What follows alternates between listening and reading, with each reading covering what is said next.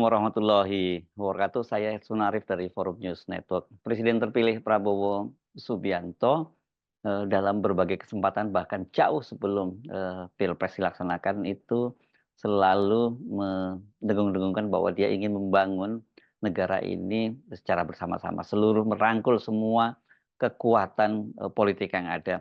Yang ini dalam penilaian seorang profesor riset dari BRIN atau peneliti utama politik dari BRIN, yakni Profesor Dr. Siti Zuhro, disebutnya sebagai jargon gotong royong gitu ya. Dan jargon gotong royong sekilas sih kelihatannya memang ini sangat bagus dan itu adalah filosofi bangsa ini, filosofi yang sudah dibangun oleh para leluhur bangsa ini. Tetapi ketika diimplementasikan dalam sebuah negara demokrasi, sebenarnya jargon gotong royong itu menyimpan satu bahaya tersendiri. Kenapa? Karena di dalam jargon gotong royong itu kemudian mereka ini, para pendukungnya ini menyebutnya sebagai negara tanpa oposisi. Artinya ya demokrasi tapi tanpa oposisi. Nah inilah yang berbahaya. Kenapa? Karena ini tanda-tandanya sangat kuat bahwa Prabowo itu ingin merangkul semua kekuatan partai politik untuk masuk ke dalam kabinet yang ini dia sebut tadi sebagai membangun bersama-sama ya bangsa Indonesia ini. Nah dengan begitu kalau semua kekuatan partai politik itu dirangkul atau cuman menyisakan 2 atau bahkan hanya satu parpol di parlemen, ya fungsi parlemen itu otomatis lumpuh.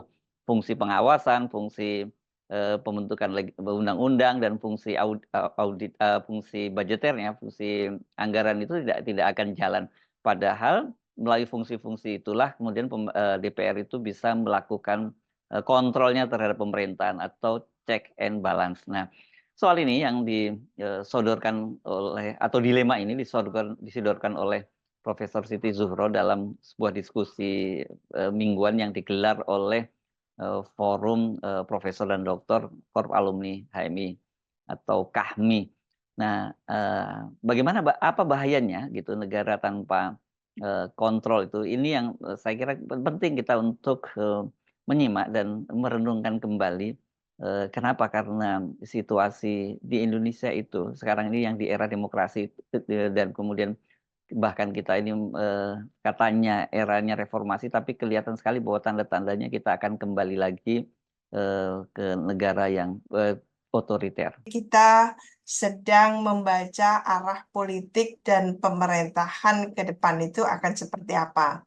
Nah, ini yang sangat menarik, komunikasi politik yang juga dilakukan oleh para elit kita, gitu ya. Saat ini menunjukkan bahwa sebetulnya obsesi untuk membangun suatu koalisi yang besar, gitu ya.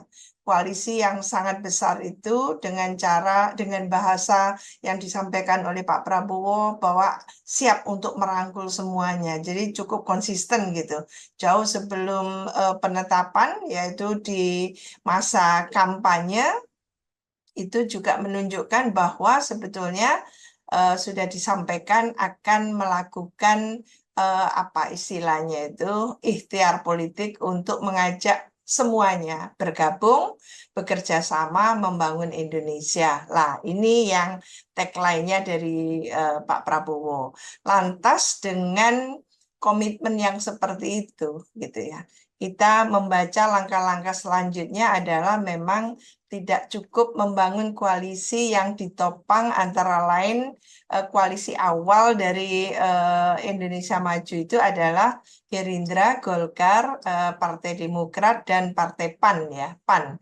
Belum lagi ditopang juga oleh partai-partai yang tidak lolos di parlemen ya. Di situ juga antara lain ada Partai Gelora, ada PBB gitu ya.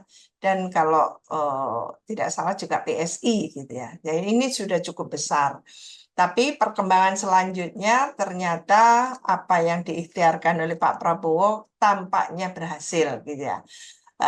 Quote unquote berhasil, tapi saya melihat kelihatannya memang baik Nasdem maupun PKB itu sudah dalam katakan gitu ya komunikasi yang cukup intensif dalam hal ini. Tidak tertutup kemungkinan akan bergabung dengan koalisi pemerintahan ya Indonesia Maju lah. Kalau itu halnya, sekarang kita menghitung berapa partai lagi yang di DPR yang masih tersisa. Apakah PDI Perjuangan dan gitu ya, juga P3 kalau masih masuk ya untuk periode selanjutnya P3 dan juga PKS itu akan ada di luar pemerintahan. Nah, kalau itu halnya berarti sekitar 70-an% gitu ya nanti koalisi yang pendukung pemerintah kalau koalisinya paralel ya tentunya antara di kabinet dan di DPR. Ya, ini akan memberikan kekuatan yang sudah luar biasa di DPR itu. Bahwa dengan 70-an% gitu ya, kalau PKS tidak bergabung, tapi kalau PKS bergabung menjadi 80% gitu. Besar sekali gitu ya, luar biasa. Kita masih wait and see, menunggu seperti apa gitu ya nantinya PDI Perjuangan apakah komitmennya ada di luar pemerintahan dan kita juga tidak tahu apakah P3 akhirnya lolos juga ke DPR atau tidak lolos kan itu. Dalam konteks seperti itu tentu kita melihatnya dari perspektif demokrasi. Ya, dari perspektif demokrasi bisa dikatakan bahwa Indonesia sejak melakukan 4 kali amandemen konstitusi itu jelas sekali adalah penguatannya pada sistem presidensial. Nah, sistem presidensial yang dikuatkan tadi itu harus ditopang oleh mekanisme check and balances, saling imbang, saling kontrol antara legislatif dan eksekutif, antara DPR dan pemerintah gitu ya. Sehingga fungsi DPR dalam hal ini 3 hal itu adalah pengawasan secara konstruktif, fungsi legislasi dan fungsi budgeting itu jalan gitu ya. Nah, maka penguatan sistem presidensial tadi itu harusnya ditopang oleh 2 fraksi besar gitu ya, 2 fraksi yang balance gitu, yang seimbang, setara gitu di DPR. Nah, dengan demikian kita akan menyaksikan bahwa sistem demokrasi kita itu betul-betul akan workable di situ.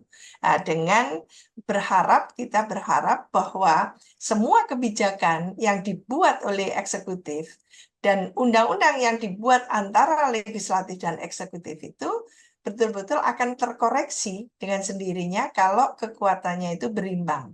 Tidak seperti saat ini yang kita saksikan adalah sangat eksekutif heavy gitu. Ketika eksekutif heavy, maka banyak sekali undang-undang, peraturan, kebijakan yang lolos begitu saja. Ini masalahnya. Jadi kita sudah mengalami satu periode yang seperti itu, executive heavy. Ternyata dampaknya itu sangat luar biasa terhadap kebijakan. Kalau kebijakan itu menguntungkan bagi masyarakat, tentunya tidak apa-apa. Tapi kalau kebijakan tadi itu ternyata tidak menguntungkan bagi warga negara, bagi NKRI kita, lah ini nanti siapa yang melakukan pengawasan? Itu pertanyaan dari perspektif demokrasi. Nah, tentunya yang kita harapkan dari terbentuknya satu pemerintahan baru nanti itu tidak sekedar menggunakan jargon-jargon gotong royong ya, atas nama gotong royong lalu koalisinya sangat amat besar apalagi dibuat permanen. Nah, ini akan berdampak sekecil apapun, apalagi besar nanti terhadap prospek demokrasi kita. Jadi politik dan demokrasi kita dan pola pemerintahan kita itu akan berbeda. Apalagi kalau ada satu ketetapan nantinya dari pemerintahan baru itu bahwa karena ikon gitu ya, mungkin istilahnya itu tujuan utamanya adalah nanti menjadi backbone ya, tulang punggung pemerintahan baru itu pembangunan ekonomi. Maka atas nama pembangunan ekonomi, pendekatan yang akan dilakukan adalah nantinya itu stabilitas. Ketika pendekatan stabilitas gitu ya, stabilitas politik dan keamanan yang dikedepankan supaya pembangunan itu sangat lancar gitu ya. Atas nama itu pula nanti yang telah pernah kita alami yaitu matinya demokrasi. Karena memang sistemnya otoritarian waktu itu. Jadi tidak memungkinkan gitu ya kekuatan-kekuatan atau elemen-elemen untuk ikut serta gitu ya dalam mekanisme pembuatan dalam satu proses pembuatan kebijakan. Lah ini yang nantinya akhirnya gitu ya, ada monopoli gitu ya, satu kebijakan-kebijakan yang sifatnya lebih top down, tidak bottom up lagi kan gitu.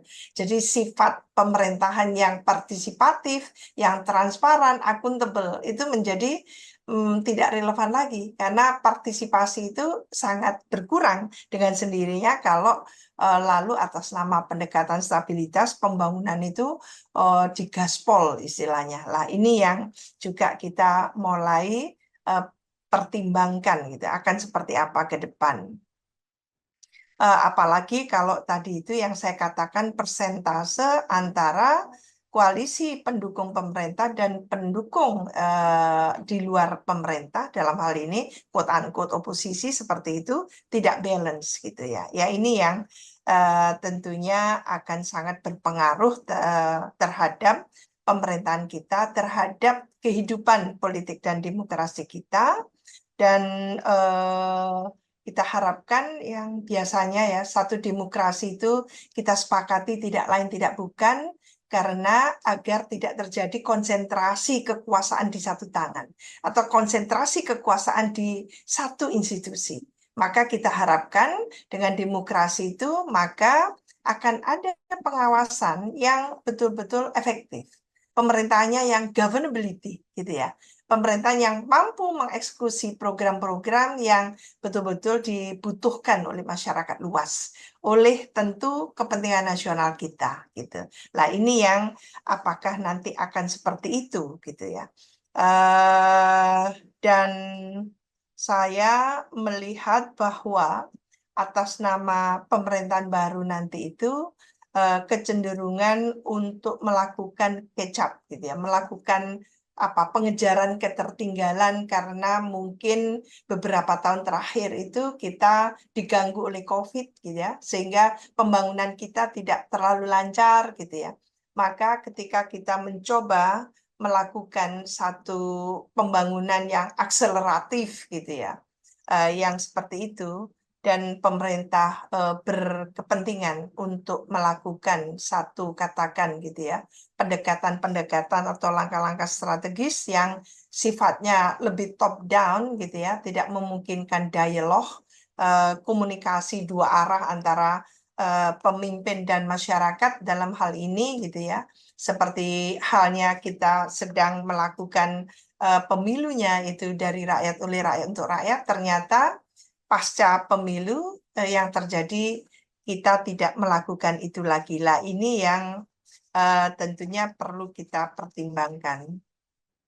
Masa 5 tahun ke depan ini salah satu tentunya yang akan menentukan apa yang kita bangun saat ini. Jadi sejak 2023 sampai pemilu 2024 ini akan menjadi landasan kokoh atau fondasi untuk membangun 5 tahun ke depan itu seperti apa. Untuk long term, kalau kita hitung sampai 2045, maka sebetulnya ini adalah saat kita membangun prakondisi itu. Jadi bagaimana kita membangun fondasi-fondasi tadi itu kalau kita punya satu target visi yang panjang 2045 yaitu Indonesia emas gitu ya. Di era di mana kita menapaki era bonus demografi kan gitu ya. Jadi era bonus demografi dan untuk mencapai ke visi yang 2045 itu akan seperti apa. Nah, ini tentunya satu pekerjaan rumah yang sangat besar yang harusnya dilakukan oleh pemerintahan baru ya. Namun dari komunikasi politik dan silaturahmi politik yang dilakukan antar elit yang berlangsung saat ini tampaknya arahnya menunjukkan memang keinginan dari para elit itu untuk guyup ya di satu kekuasaan. Dan ini bukan hal baru ya. Jadi selalu kita menyaksikan sejak 2004 pemilu pertama kali presiden langsung itu senantiasa memberikan satu katakan refleksi gitu ya bahwa memang kecenderungan partai-partai untuk lalu mendukung partai yang pemerintahan seperti itu cenderung besar. Jadi sejak Pak SBY 2004, 2009 ya, apalagi Pak Jokowi 2014, 2019, lalu saat ini. Jadi tidak tertutup kemungkinan memang partai-partai yang ingin mendukung kekuasaan itu jauh lebih besar daripada yang tidak mendukung. Maka pertanyaan selanjutnya, akankah ini menjadi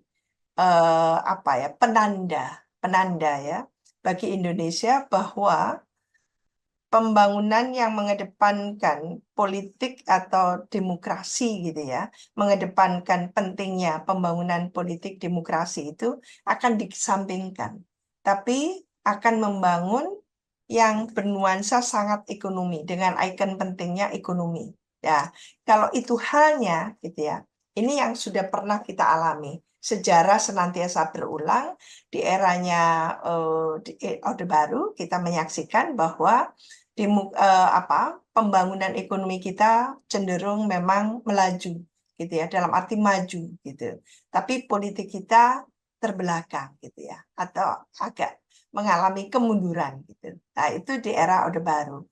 Lalu di era reformasi terjadi dinamika atau fluktuasi gitu ya. Tidak selalu sama, tapi politiknya cenderung mengedepan gitu ya.